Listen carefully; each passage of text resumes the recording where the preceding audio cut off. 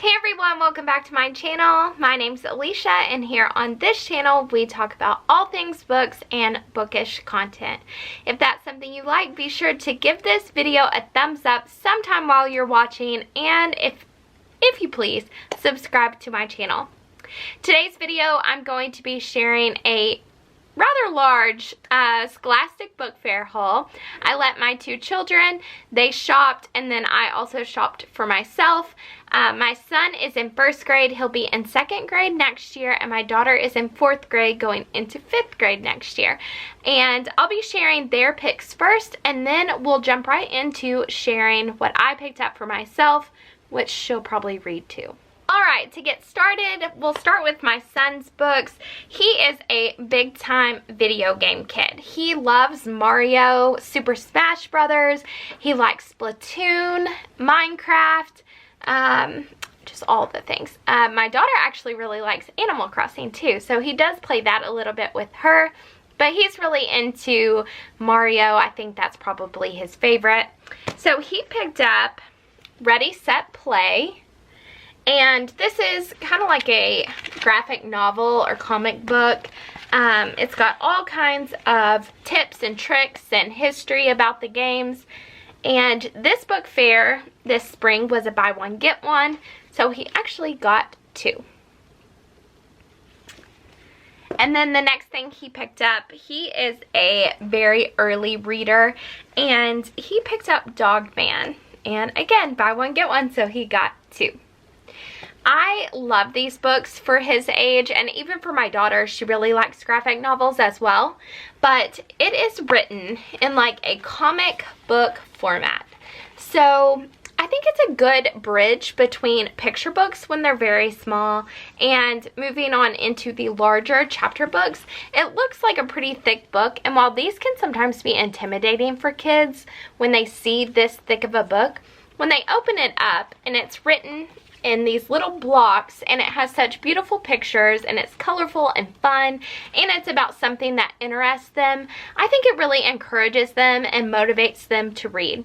So I know some parents and even teachers and librarians aren't crazy about the graphic novels, but I say if they're reading, I'm winning. So graphic novels, and I love these for him.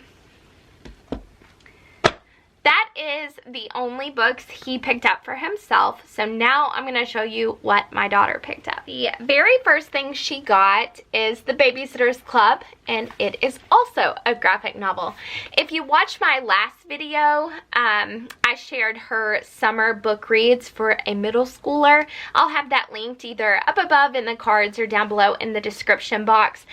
But these books, she has read several of them in this series, and I actually just bought her the OG chapter books that are not graphic novels, but they're the OG Babysitter's Club.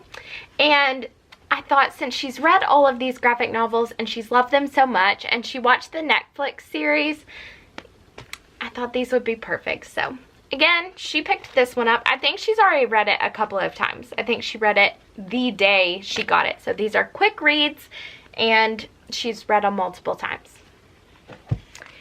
The next thing she got, and I also mentioned in that video as well that she is a big time animal lover. So the next 3 books I'm going to show you, they're about animals.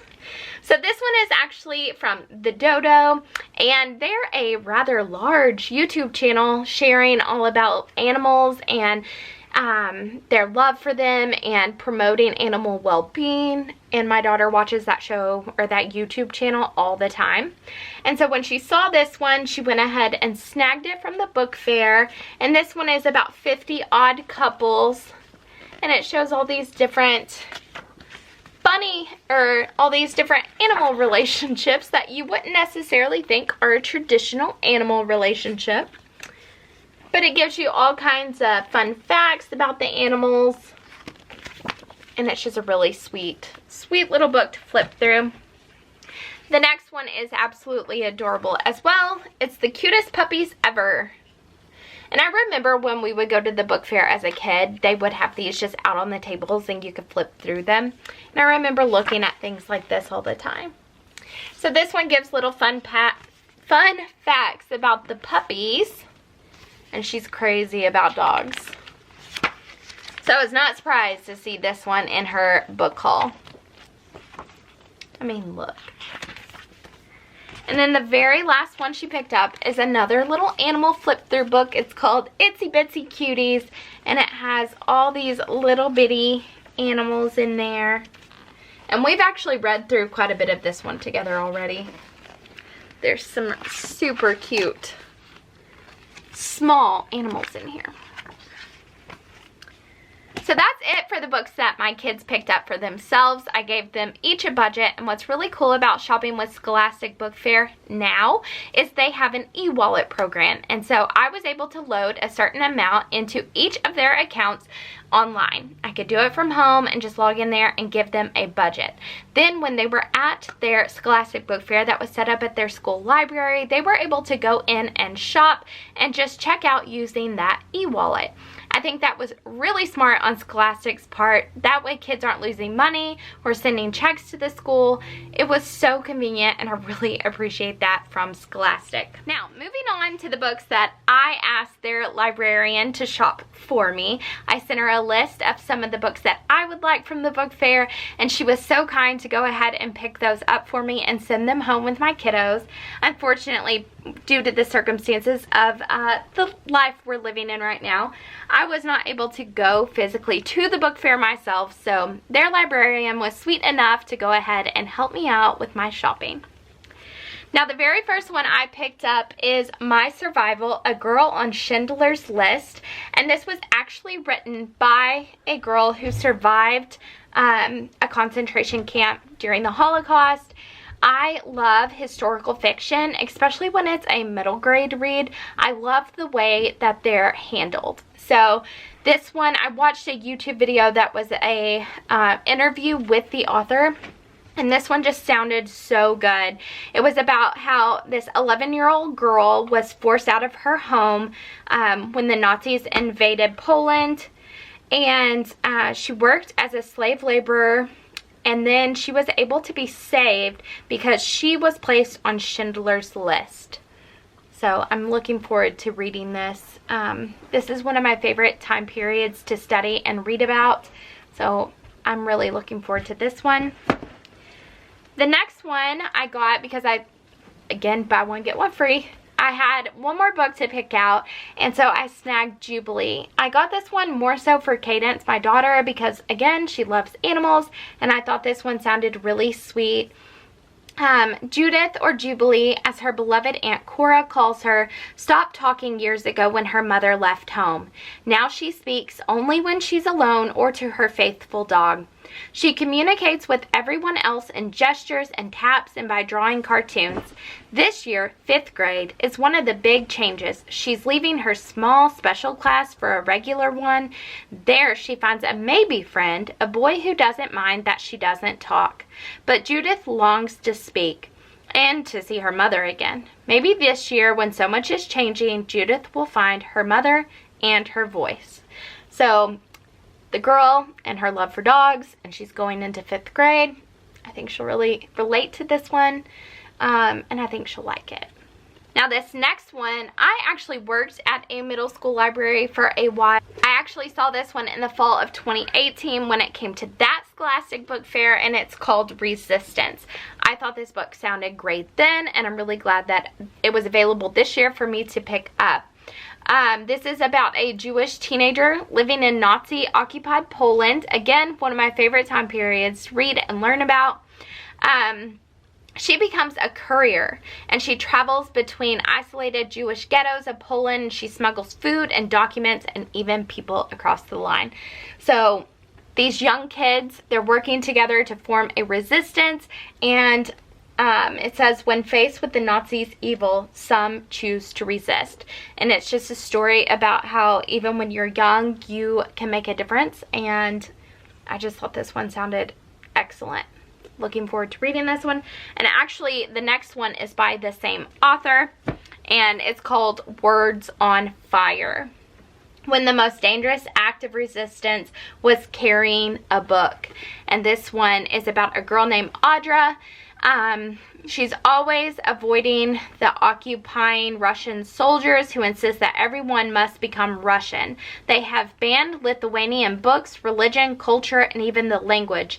But Audra knows her parents are involved in something secret and perilous. And these soldiers come and they take her parents, and Audra has to flee through the woods, and she embarks on a journey to deliver a mysterious package that was left, or that she was sent away with when she fled. And she meets a friend while she's out doing this, and she's got to decide, does she trust this guy or not? So I think this sounds like a really fun and adventurous story. Now, the next one was a little bit different. We love the who was or where is type stories. And so I got the What Were the Twin Towers. My daughter studied this a little bit this last year. And I think this coming year in 5th grade here in our state, they focus a lot on U.S. history. And I thought this would be a good one for her to read and get some of the details and the facts about what happened on September 11th. But to also go along with this nonfiction book, I picked up this fiction book called Ground Zero. I'll actually link the book trailer down below. That is what hooked me. So this book is a story about 2 kids. One of the kids was in the World Trade Center the day that it happened. He was visiting his dad at work, and so he was there. He gets trapped. He's there when the plane hits, and it's his story about survival.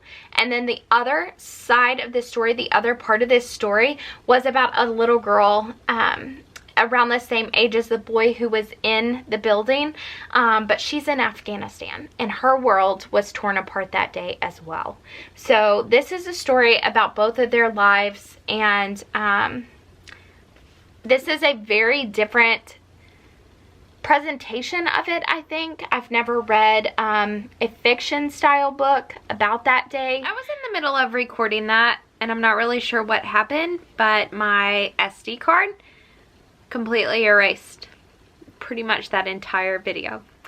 So what I was saying is I have never seen September 11th presented from this perspective, from a child's perspective, and for sure never from a child's perspective living in Afghanistan. So this one sounds great, and I think it'll be a great addition to learning about the history of September 11th and reading that nonfiction book. I hope you guys liked this video. Thanks so much for watching. Give this video a thumbs up if you did enjoy it. Subscribe to my channel if you haven't already. Find me on Instagram at @byaliciabrooke, and I will see you guys in my next video. Happy reading. Bye.